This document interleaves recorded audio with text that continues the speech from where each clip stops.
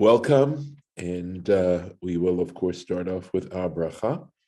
Baruch atah Adonai Eloheinu melech haolam asher kitshanu b'mitzvotav v'tzivanu la'asok b'divrei Torah. Amen. And I'm going to share the screen. What is that? So this is something that Shoftim is famous for, and that's here. Ki tavo el haaretz, when you come to the land, asher Hashem Elokecha noten lach, which the Lord your God is giving to you, v'yirishta, and you inherit it, v'yeshavta ba, and you dwell in it, v'amarta, and you say, of course it means, and you think, right? You consider, asima alai melech, I shall place a king over myself. Kachol hagoyim asher sivivotai, just like all the other nations that are surrounding me. And by the way, implied in this is a criticism, even though there's no direct criticism in the Torah. But the truth is that the Jewish people are only supposed to have one king, and that is the eternal king. But nevertheless, it's interesting. So there's an accommodation to have an institution because other nations have that institution. So I think, let me look and see. Yep, there's no Rashi on this. Sum tasim alecha melech. You shall indeed place upon yourselves a king.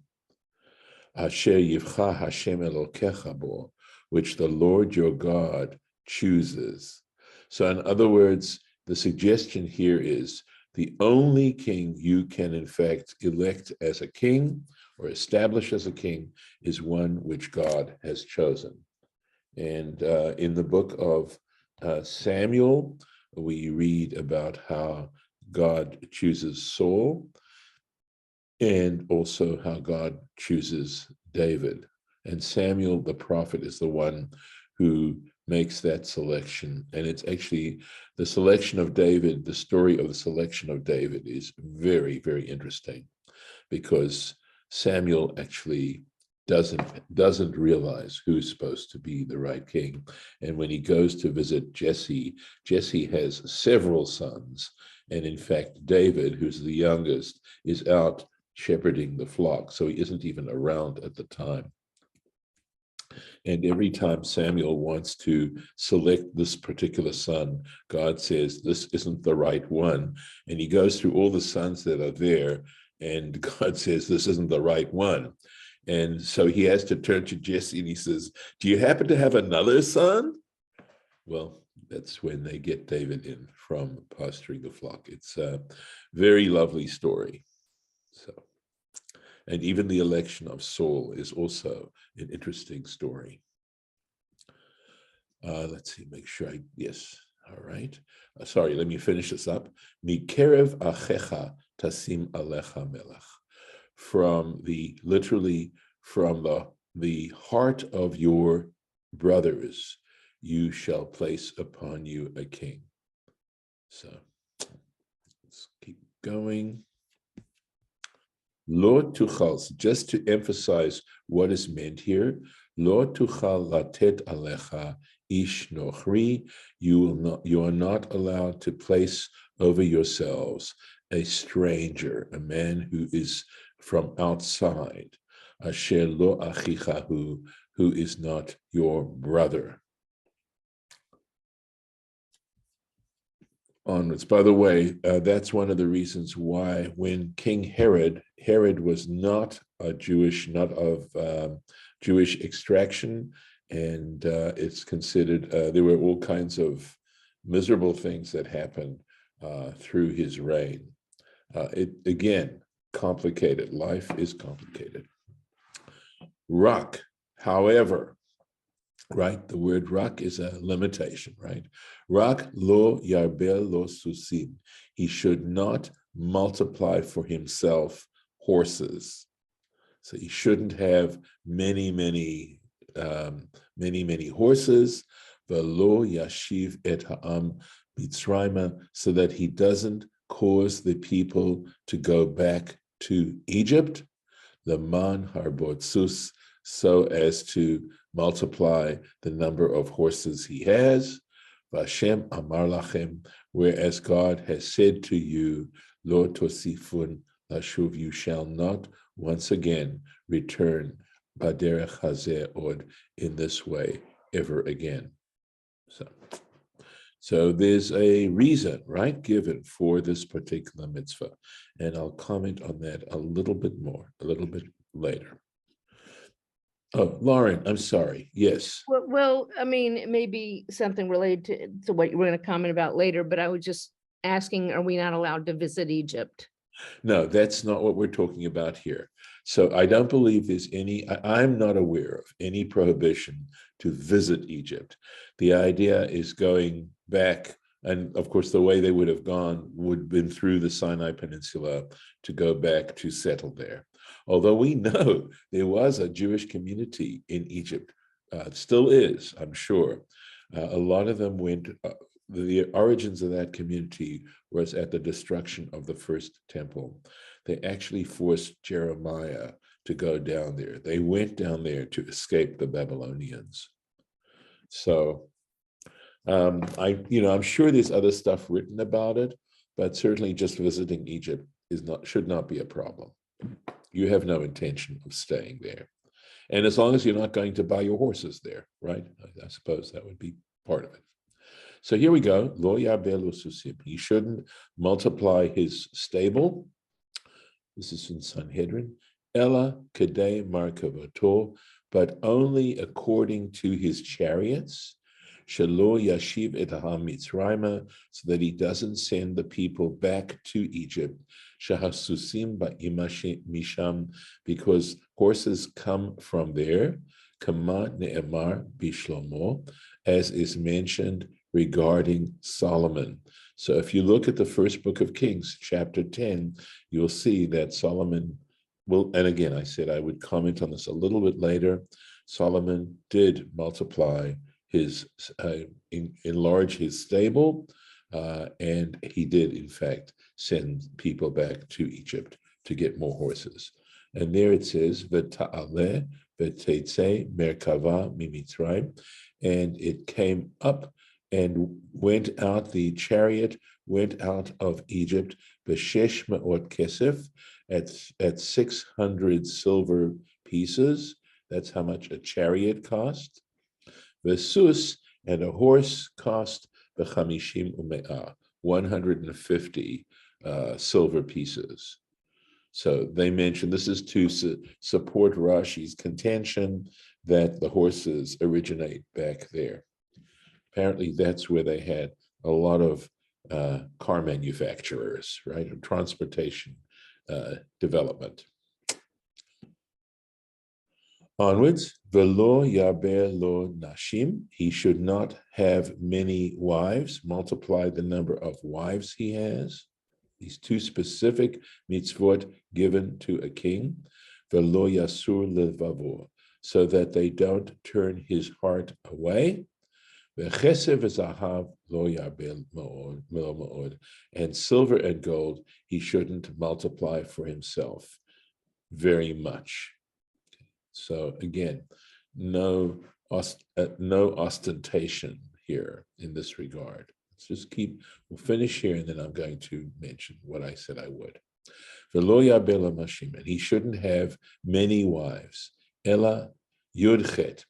How many wives is he allowed to have? 18. He's allowed 18 wives. Well, we read about how Solomon had 1,000, so 18 wives. Shematzinu, that we find Shahayula lo David shesh nashim, that David in fact had 6 wives. V'ne'emar lo, and it was said to him, second book of Samuel, chapter 12, Ve'im ma'at if this is a little, v'osifu lacha kahena v'chahena, I shall add for you like this and like this, or like them and like them. So since he had 6, this one kahena would make 12, and this other kahena would mean 18. That's how we get the number 18. V'chesev v'zahav lo yaber lo ma'od, and silver and gold he shouldn't multiply for himself to a great extent. Ella kadei, so how much is he allowed to have? Enough kadei liten la'achsanya, enough to provide hospitality. And here's the Yiddish word, Gastfreundschaft, right? Guest friendship, hospitality. Sfarim acherim, other manuscripts have a different version of this word. Instead of achsanya, they've got, he says, ispania. And as a matter of fact, I looked this up in Jastrow, and Jastrow says this is sort of a corruption of the word afsanya. It does say afsanya. That is the word. Forgive me, afsanya. And it means provisions, Mehlzeit, right? So enough food. So provisions for the army. So that's how much he needs, that much money to take care of all these things. He can have that much money, and I'm assuming it's expensive. So what did I want to tell you? So we notice that these 2 mitzvot have reasons, right? We're given reasons why the king is not to multiply horses. We're given reasons why the king isn't allowed to have too many wives. And the story goes that when King Solomon saw these statements, he said to himself, I'm smart enough. If I multiply horses, I know I'm not supposed to take some of the Jews and send them back to Egypt. And if I have lots of wives, they aren't going to turn aside my loyalty to God, etc., etc. So he went and he did it. And guess what happened? So essentially, there's this whole question of whether it's a good thing to give reasons for the mitzvot. Because what is interesting is that sometimes when you give a reason for practicing a mitzvah, it actually acts, instead of supporting and encouraging one to in fact perform the mitzvah, because now it becomes a rational enterprise, it actually can work in just the opposite way. And I'll give you a modern example.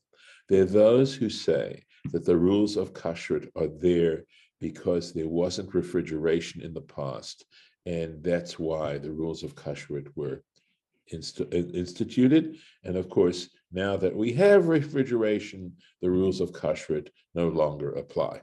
I would be honest with you, I think the years have since rolled over that, and now people just don't, people who choose not to keep kosher just don't look for rationales and reasons. They, or excuses. They simply don't.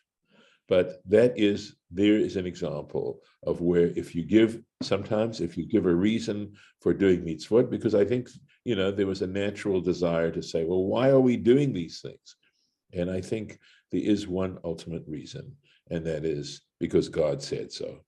And because it's part of displaying our trust in God, or working towards developing an active trust in the divine creator, and establishing a relationship, that you don't always need reasons. And I think, the practical application would be in a marriage, for example, where sometimes what you do for your partner isn't because it makes sense or anything like that, but because it's a way to show how much you love them. And in fact, if every time they asked you to do something, you said, well, why do you want me to do that every time? It would be a very unloving way to behave. So it's just interesting here that, the Gemara picks these, demonstrates that these 2 particular mitzvahs that have reasons given attached to them is exactly why Solomon ultimately didn't practice them and then got into trouble. So, V'haya keshifto al kisei mamlachto, and it shall be when the king is sitting, literally, right, when he sits on the throne of his sovereignty, of his kingship, v'chatav lo et mishneh haTorah hazot, he should write for himself this Mishneh Torah. This literally it means second Torah, something like that. Or although it's interesting that the Aramaic here, patshegen, would mean a copy, right? So that could well be the correct translation of the word Mishneh. He should write for himself a copy of this Torah, al Sefer, on a scroll, milifnei HaKohanim HaLeviim, before the Levitical priests.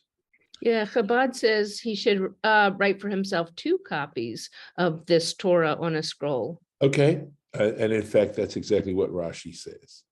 So they're dealing with this word Mishneh, which, and by the way, this is another name for the book of Deuteronomy. In fact, it is a translation of the words Deuteronomy, which means second law. That's what the word Deuteronomy means in Greek, and how you understand it. But when you make a copy of something, then now you have 2.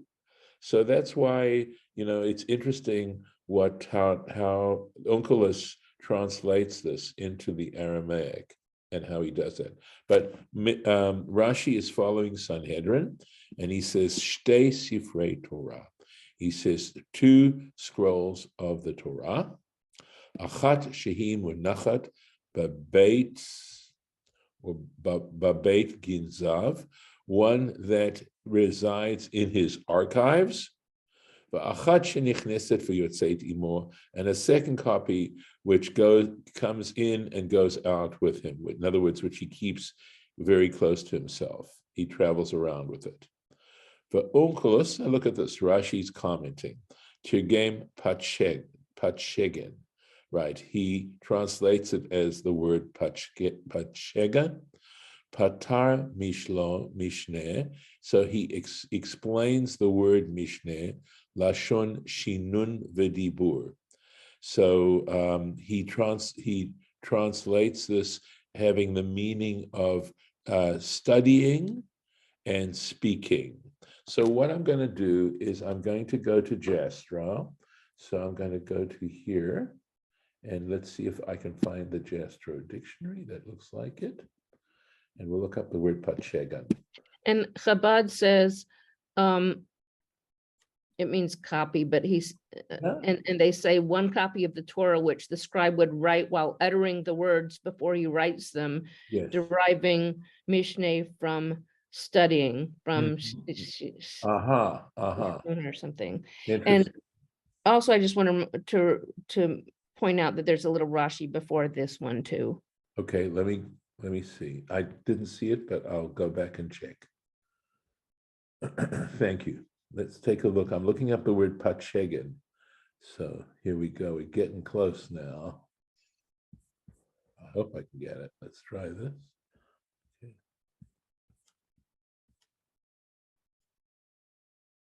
Huh. Okay, let me see what I can do here. This is, okay, that's funny. Okay, I'm trying to get this up and it's not letting me go up for some reason. No, it's just not letting me go down. All right, let's see if patshegan is here. Yeah, okay, nope. Let's go to the next page and see. Okay, it should be, here's patshegan, right here. It's a Persian word, and it means repetition, copy, abstract. So there we are on the Jastrow, right there. And I'll go back to the original share.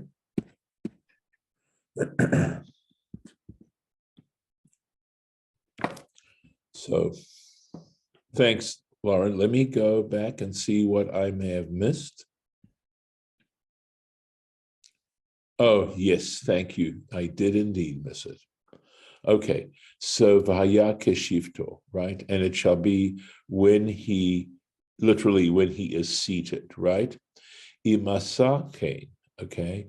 If in fact he follows these specific mitzvahs for the king, right, for the monarch, kidaihu, he deserves, right? He is worthy, shetit kayem malchuto, that his reign should be established. So thank you. That's what I skipped. All right. Vahita imo, this second scroll shall be with him. V'karabo kol yemei chayav, and he should read it all the days of his life. Lama'an yilmad, so that he learns the yirah et Hashem Elokav, that to fear or to be in awe. That translation, be in awe, is one that I was reading in Heschel. He's dealing with it there, and I really like the way he actually explains the nature of awe. The shmor et kol, so as to observe or to keep divrei haTorah hazot, the words of this Torah, ve'et hachukim ha'ela, and these statutes la'asotam, to perform them. So, we see it's very difficult to observe Torah if you never study it. And the truth is that the process of studying Torah, and the more you study it, and as you go through it, day by day, month by month, year by year, it starts to have an effect, even from the get-go, so which you can actually comment on. But just being exposed to it can have very great benefits. Levilti rum le'avavo me'echav, in order that his heart not be lifted over, right, exalted above his fellows. Ulevilti sur min hamitzvah yamin usmol, and so that he not turn aside from the commandment, right or left. The ma'an yarich yamim, so that he lives many years, al mamlachto, or that his kingship, his reign, should last a long time. Hu uvanav, he and his offspring, bekerev Yisrael, in the midst of Israel. And there was a Rashi on 19 too. Okay, right there. Divrei HaTorah, kamashma'or. The words of the Torah, Rashi says it means exactly what it says. Okay, that the words of the Torah, that's what we're talking about. We don't need metaphoric explanation, I believe, is what Rashi is telling us. Thank you. Ulevilti sur min mitzvah, and so that he doesn't turn aside from the commandments. Afilu mitzvah kala shel navi, even a very light or insignificant mitzvah of a prophet. The ma'an yarich yamim, in order that he lengthen his days literally. Michlal hein ata shomei alav. So Rashi says, from a positive, you infer a negative. So what does that mean? So if it says, if he does these things, he will establish his reign for a long time. So if he doesn't do these things, etc., you can fill in the dots. V'chein matzinu b'Shaul, and so we find with Saul, with King Saul, she'amar lo, to whom Samuel said, Shiv'at yamim tuchal ad bo'i elecha, you need to wait for 7 days until I come to you, ha'alot olah, in order to perform a whole offering, to offer a whole offering, uchtiv, and it says there in Samuel 1, chapter 13, Vayochal b'shiv'at yamim, he waited 7 days, velo shamar haftachto, but he did not keep his promise, lishmor kol hayom, to wait the entire day. And it's interesting because in some ways this is parallel to what happened at Mount Sinai with the building of the golden calf. And but here we're talking about the fact that he waited 7 days, and somewhere into the 7th day, he stopped waiting. And to understand, to give the maximum level of patience on all these kinds of things. V'lo he spik lahalot ha'olah, and he had barely started to offer up. This is Saul, had barely started to offer up the olah sacrifice, the whole offering, ad sheba Shmuel, before Samuel arrived. So he was in the middle of doing this. Saul was in the middle of doing this when Samuel showed up on the 7th day. V'amar lo niskalta. He said to him, "You've made a mistake, right? You've done foolishly. Lo shamarta, you did not fully observe, and you didn't guard, etc. Va'ata, and now, mamlachtacha lo takum, and now your reign will not be established. Halamadata, so you learn, shebishvil matzak hala shel navi ne'enash. So you see that for a simple commandment or simple command of a prophet, the prophet being Samuel, ne'enash, Saul was punished. Who of Anav, he and his offspring, Magid. So this tells us, she'im beno hagun lemalchut, if his son is fit for the kingship, hu kodem lechol adam. It means he precedes anyone else. That the rule goes from father to son, along that way. But it says, provided the son is worthy of inheriting it. So let me put in, this is a good place to stop. And so I will put in the little marking here. Okay. And that's going to go here, but we're actually on the previous page, I believe. Let's try this. And okay, right here.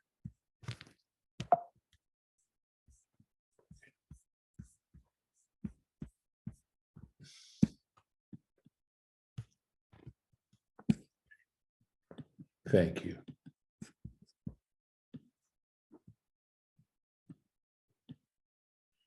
And if anyone wants to share anything at this point, let me know. Otherwise, I will stop the recording. Okay.